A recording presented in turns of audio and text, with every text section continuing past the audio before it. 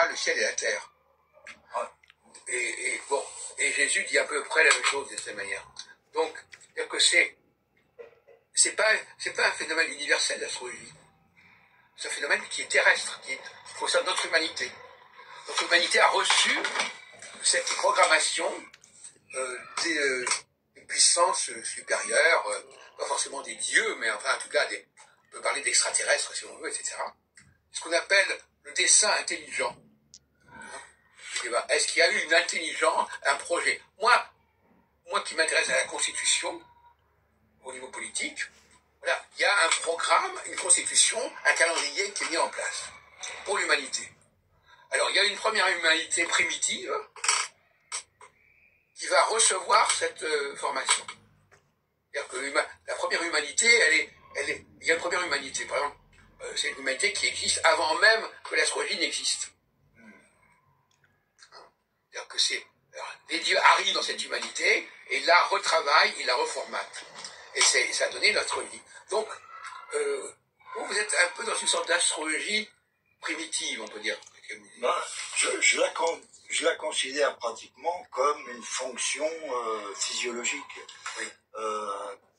Alors si un dieu nous a créé à son image et nous a fait comme tel, je ne donne pas plus de valeur à l'astrologie que à une fonction qui serait cardiaque, par exemple.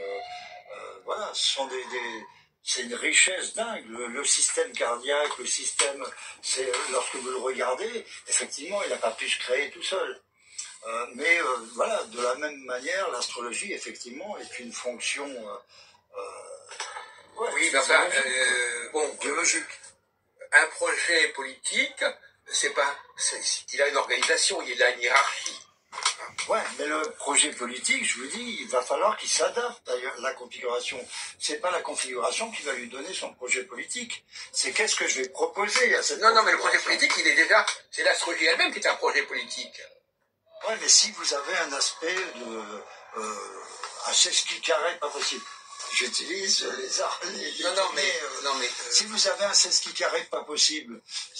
Moi, je considère, quand je fais de l'astrologie mondiale, et que j'utilise la structure France ou la structure USA, etc., je considère que...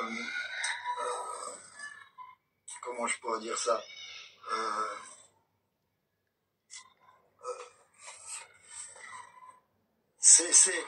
voilà, c'est dirigé par exemple, si je fais le thème France, j'ai le milieu du ciel. Le milieu du ciel, c'est tout ce qui est lié à la politique active, c'est-à-dire le président de la République, celui qui est en haut. Voilà. Et tout est en rapport par rapport à lui. C'est-à-dire les mauvais aspects seront aussi par rapport à sa politique. Oui. Les bons aspects seront aussi par rapport à sa politique.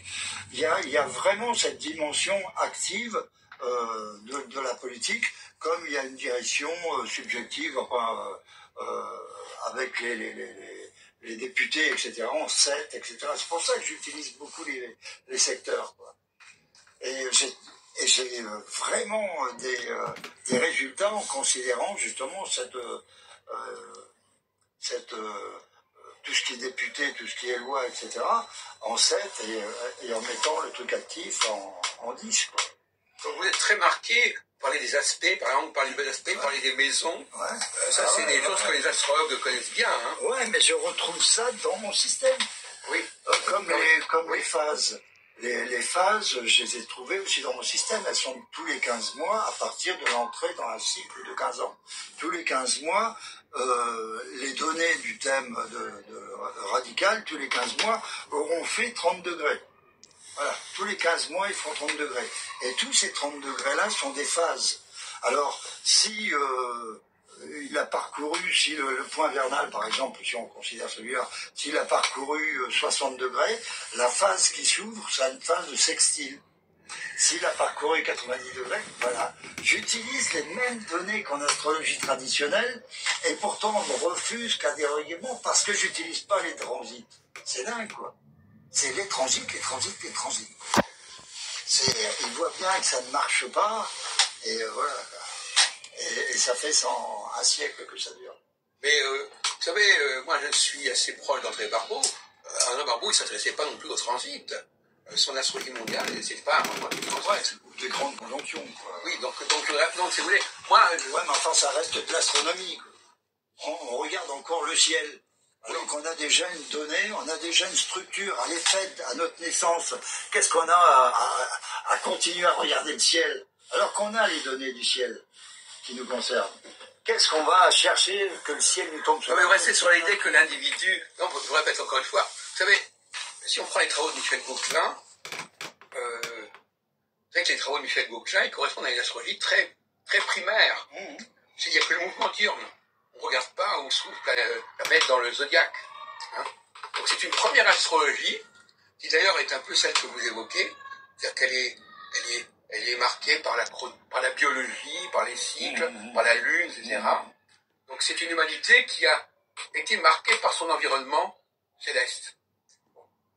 C'est une première astrologie qui est quand même, si vous voulez, quelque part, donc, même déjà chez Gauquelin, elle est socio-professionnelle. C'est-à-dire qu'il fait le thème natal, mais il dit pas, le thème natal n'est pas individuel pour Gauquelin.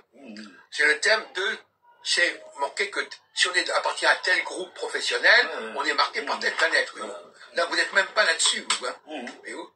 Donc même lui, pour le thème natal, c'est important. Mais, alors, pour moi, je vais vous dire très franchement,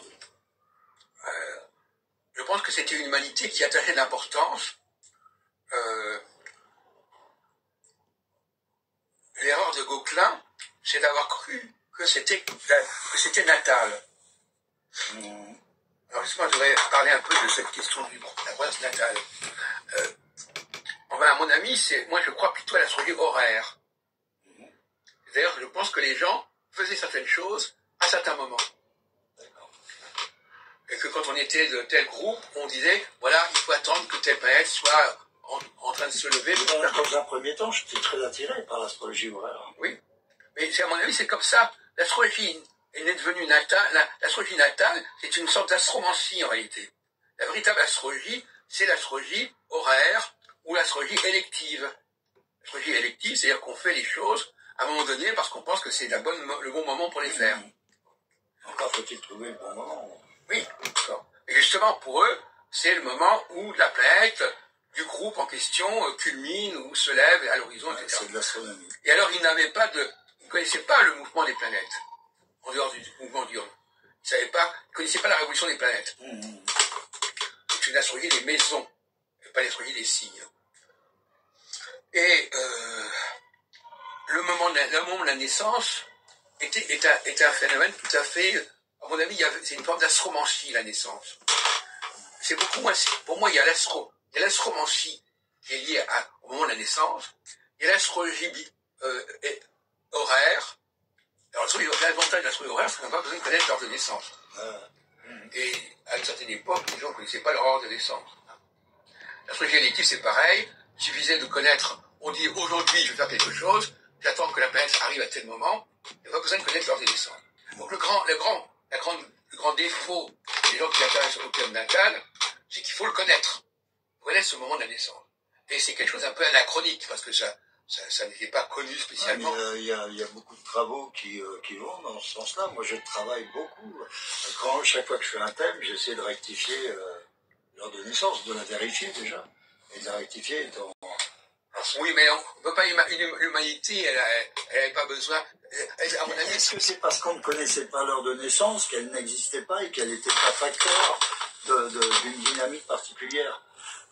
Il y a plein de choses qu'on ne savait pas de nous. Non, mais il faut avoir un peu de bon sens. Que les gens aient utilisé l'astrologie pour prendre une décision, ça me paraît compréhensible. Ouais. Hein. Ils prennent une décision, à un moment particulier, voilà. Bon. Alors, ça, et ça ne demande pas de grandes connaissances astronomiques. Mais est-ce que souvent ces gens qui procédaient de cette manière-là n'étaient pas justement ceux qui, n'importe comment, s'intéressent pas à la populace parce qu'elle va nous suivre? Là, on est plutôt dans ce siècle-là, dans cette politique-là. C'est-à-dire, ceux qui avaient affaire d'ailleurs à l'astrologie n'étaient pas des marchands de charbon, quoi. Donc, c'était des gens qui, lorsqu'ils faisaient un pas, toute la populace suivait. Parce que... Ah non, mais il y a même beaucoup plus loin. Je viens de dire, ce sont des comportements corporatifs. Ouais. C'est-à-dire qu'on appartient à telle corporation, et cette corporation sait qu'il faut faire les choses à tel moment pour que les choses fonctionnent. C'est pas individuel. Ouais. L'astrologie Goklan ne nous montre pas une astrologie individuelle. Si je suis saturnien, je dois faire que tous les saturniens doivent se conformer à fait que Saturne, à un moment donné, est à tel endroit, et que c'est le bon moment pour agir. Est-ce que c'est parce que des millions de personnes vont suivre une personne que ce n'est pas individuel? S'il faut, on assiste à quelque chose d'individuel, mais qui rame toute la populace, parce qu'ils sont obligés de suivre. Est-ce que c'est pas... Voilà, on peut se poser la question. Si Mitterrand, si il y a quelque chose politiquement de fait par le président de la République, tout le monde sera obligé de suivre. Est-ce que c'est pour cela que l'astrologie sera commune En tout cas, Goklan a montré que ça ne marche, son astrologie statistique ne marchait que pour les meilleurs. Ouais, voilà. Pour l'élite. Voilà. Donc effectivement, ce sont les leaders qui obéissaient à certaines règles astronomiques. Hein. Si je suis appartenu en groupe des Martiens, je dois faire le moment où Saturne est fort. Si je suis le leader des Jupitériens, etc. Ouais, voilà, on parle de leader. Oui, absolument. Et puis alors, les leaders, ils entraînent l'ensemble. De la même façon, par exemple, que aussi la question du peuple élu, par exemple. Il y a un projet, comme dans une armée. Dans une armée, il y a un général. C'est pas tous les petits soldats qui vont prendre des décisions. Vous avez une vision très anarchique. Ouais, mais est-ce que, regardez, entre une démarche politique très forte, internationale, etc., qui entraînera tout le monde par un leader, et est-ce que ça ne peut pas fonctionner chez soi?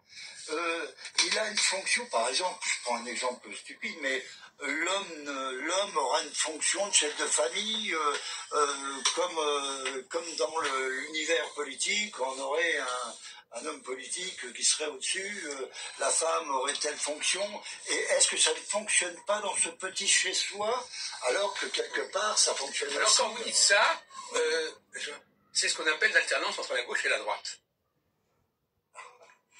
C'est-à-dire qu'il y a des périodes où on va s'axer sur l'individu. D'accord. Ouais. Et d'autres périodes où on va s'axer sur l'élite. Et il faut faire attention, donc finalement il y a ces deux astrologies qui alternent. Hein. Alors que pendant l'astrologie, moi ce que j'appelle l'astrologie taureau-scorpion, d'ailleurs, l'astrologie, il y a une astrologie qui est favorable à la gauche,